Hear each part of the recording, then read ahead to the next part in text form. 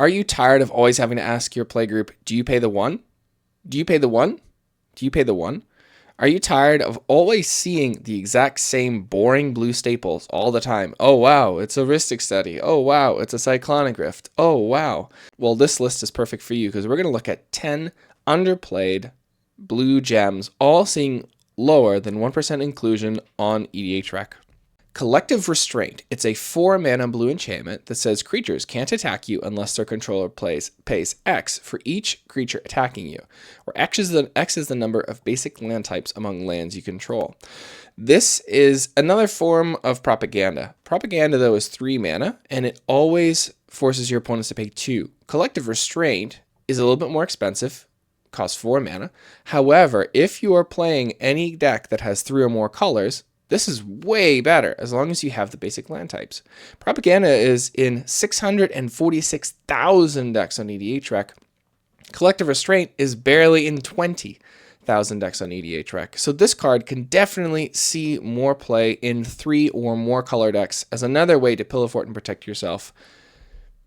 Next up, number 9, we have Overwhelming Intellect. It's a 6-mana instant, counter target creature spell, draw cards equal to that spell's converted mana cost. Now, don't look at this as a counter spell. If you look at this as a counter spell, you're like, wow, 6 mana to counter a creature spell, well, that doesn't seem worth it. Don't look at it like that. Look at it as a draw spell. Everyone plays creatures in Commander because everybody starts with a commander in the command zone unless you're playing Planeswalkers. But aside, this is a draw spell that scales depending on the types of creatures that are being played. And it also has the added bonus of being a counter spell, but it's primarily a draw spell. So if you're playing against someone who has a dragon deck, like I play an Rennie the Unwritten deck, this is a draw spell that scales with my commander. And it also stops my commander from even entering the battlefield, which is a huge, huge advantage. This card is only in 3,000 decks on EDHREC, and it's less than 25 cents. This card should definitely be seeing more play. Next up, Sharding Sphinx is a 6-mana artifact creature Sphinx, flying 4/4. Whenever an artifact creature you control deals combat damage to a player, you may put a 1/1 blue Thopter artifact creature token with flying into play. Artifacts are the 3rd most popular theme on EDHREC. Everybody has an artifact deck. If you have an artifact deck that has any type of combat, Sharding Sphinx says, well, you just get more and more artifacts. You get more and more Thopters, and those Thopters have flying, and those Thopters next turn will be able to make combat damage, and then you're going to get more and more Thopters. This card can explode the number of artifacts you have on the field for just a small investment of 6 mana, and it itself can attack too. This card is in only 41,000 decks on EDHREC. It's less than 35 cents. This card is a classic, and it should definitely be seeing more play. Next up is Engulf the Shore, 4-mana instant, return to their owner's hands all creatures with toughness less than or equal to the number of islands you control. Now, this one can be a one-sided board wipe, similar to Evacuation, but in mono blue decks specifically. So in mono blue decks specifically, this can function like a one-sided board wipe if you're playing with giant sea creatures or krakens or leviathans, because it scales depending on the number of islands that you control. It also is at instant speed, which definitely helps. So if you have 5 or 6 islands, this is basically a 4-mana bounce all of your opponent's creatures to hand, probably some of yours too. But if you're playing krakens, they're probably going to have more than 6 toughness. So this will just basically allow you to have free reign to attack your opponents because all their creatures are going to be gone. And it can serve as a fog effect if they're already swinging out at you.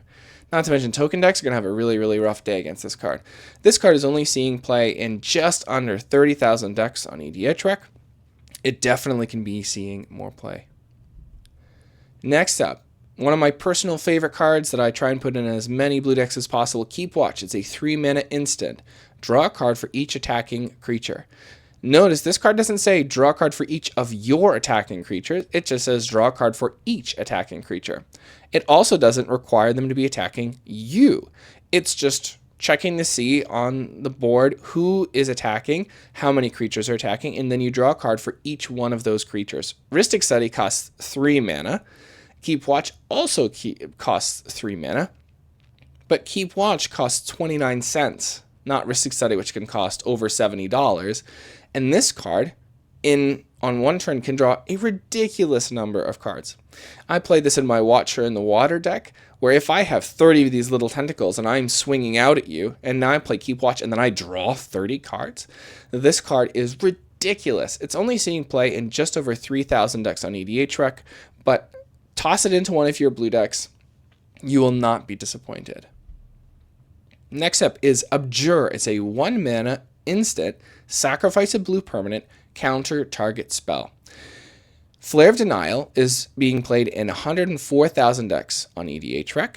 It costs 3 mana, requires you to sacrifice a non-token creature, and then you can counter a spell. Abjure costs 1 mana, and you can sacrifice any blue permanent. Now you have to sacrifice the blue permanent. That is one of the downsides. But if you're at a point in the game where you have an entire board full of creatures or enchantments or planeswalkers or artifacts, Abjure basically functions as a better counter spell because you only have to sacrifice a blue permanent and you counter whatever spell, creature, non-creature, it doesn't matter. Once again, I have a Watcher in the Water deck. Abjure basically is a free counter spell because I have lots of blue permanents. It doesn't say non-token, so you can just sacrifice a blue permanent, and boom, immediately, whatever the biggest problem is instantly gone. This card is only being seen in just under 22,000 decks on EDHREC. It's $1.35. Flare of Denial is at least $5 or $6. And this card is definitely going to surprise your opponents who will just not think that you have anything that can deal with their board at 1 mana. Next up is Ensnare, a 4 mana instant. You may return 2 islands you control to their owner's hands instead of paying Ensnare's mana cost. Tap all creatures. You know how much I enjoy modal spells that are both used for attacking or defending? Ensnare is one of those cards, and it also happens to be free. Because when you're about to get attacked, you can play Ensnare, tap down all their creatures, and you can protect yourself. So it's similar to like a fog effect. But if you do it on the end step before your turn, you can play Ensnare, tap down all creatures, you untap all your creatures, and now, like in my Lord of the Nazgul deck, now I can attack whoever I want and they have no blockers available. The best part about Ensnare is that I can play it for free. All I need to do is return 2 islands I control to my owner's hand, and then I get to tap down all creatures. If I'm at a point of the game where I want to win, Ensnare has a tiny, tiny cost, only 2 islands going back to my hand, that's fine. I'm willing to pay that if it means that I live instead of getting, an army of dragons or a troop of dragons, whatever they're called, swinging out at me. I'd rather just bounce 2 of my islands to my hand. Now, this does require you to be able to play 2 islands, so you can't just be running all non-basics, but I like to have a large number of basic islands anyways. This card is only being seen in 6.3 thousand decks on EDHREC. It's only 62 cents. This card can definitely be in more blue decks. Next up, one of the oddest and yet coolest blue spells that I've ever seen. Savor the Moment. It's a 3 mana sorcery. Take an extra turn after this one. Skip the untap step of that turn. So for 3 mana, you get to take an extra turn, and I know people generally don't like chaining extra turns, but this extra turn won't feel as bad because it has a pretty significant downside, which is you skip the untap step of that turn. What this card essentially is, it's a blue ramp piece. You get to pay 3 mana, you get to take an extra turn, and then you get to draw an extra card, and you can play an extra land. And if you have any creatures with vigilance, they can attack no problem. But essentially for 3 mana, you get to play an extra land. You get to draw an extra card. You don't have to attack if you're a draw-go deck. You don't have to play anything other than a land. But especially when so many decks are just siding in random incidental artifact hate, having a way for blue decks to be able to ramp safely, where you're just ramping out lands, is a huge advantage. And this is one of those cards where you play it and you're like, I've never seen this card before. This card is amazing. Only in 13,000 decks on EDHREC. This card should definitely be in way more blue decks, especially blue decks that struggle to ramp outside of Mana Rocks. Put this one in your deck. You will not be disappointed. Next up is Flood of Tears, a 6 mana sorcery. Return all non-land permanents to their owner's hands. If you return 4 or more non-token permanents you control this way, you may put a permanent card from your hand onto the battlefield. This is another board bouncing effect, but this one has a bit of a bonus, which is if you return 4 or more permanents, you get to play something for free. Chances are, if you're playing this, you are going to get something for free. So at which point, Flood of Tears basically becomes a free spell. Because if you're going to be bouncing your entire board and then you get to play a permanent from your hand like an Eldrazi, like an Ulamog that costs 11 mana, well, there you go. You just made 5 extra mana, plus you dealt with all the other permanents, non-land permanents on the board. This card is only being played in 34,000 decks on EDHREC. It costs under $1. Slot this one into your deck instead of that Cyclonic Rift. It is not going to be at instant speed, but has a totally different purpose, totally different function, and yet your board is less likely going to groan when they see this card than if they see a Cyclonic Rift. And our last card today is one from one of my favorite blocks of all time, the Scars of Mirrodin block, Mitotic Manipulation. It's a 3-mana sorcery. Look at the top 7 cards of your library. You may put one of those cards onto the battlefield if it has the same name as a permanent. Put the rest on the bottom of your library in any order. I play this card in my Lord of the Nazgul deck because it has 9 Nazgul, and it has a bunch of islands, and has a bunch of swamps.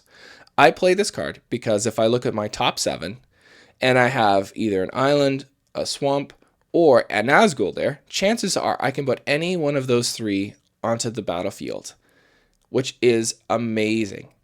If you're playing a mono blue deck and you don't want to ramp with mana rocks, Mitotic Manipulation, most of the time, statistically, is going to say 3 mana, ramp 1 land. Now, that doesn't seem like a great rate, but we're not playing green. We're not playing white. This gets you a land that, for the most part, is never going to get interacted with by your opponents. That is a huge advantage compared to playing mana rocks that are always getting blown up and always getting destroyed. And it only costs 3 mana. It's in 1.9 thousand decks on EDHREC. It's under 40 cents. If you're playing a mono blue deck, play this card.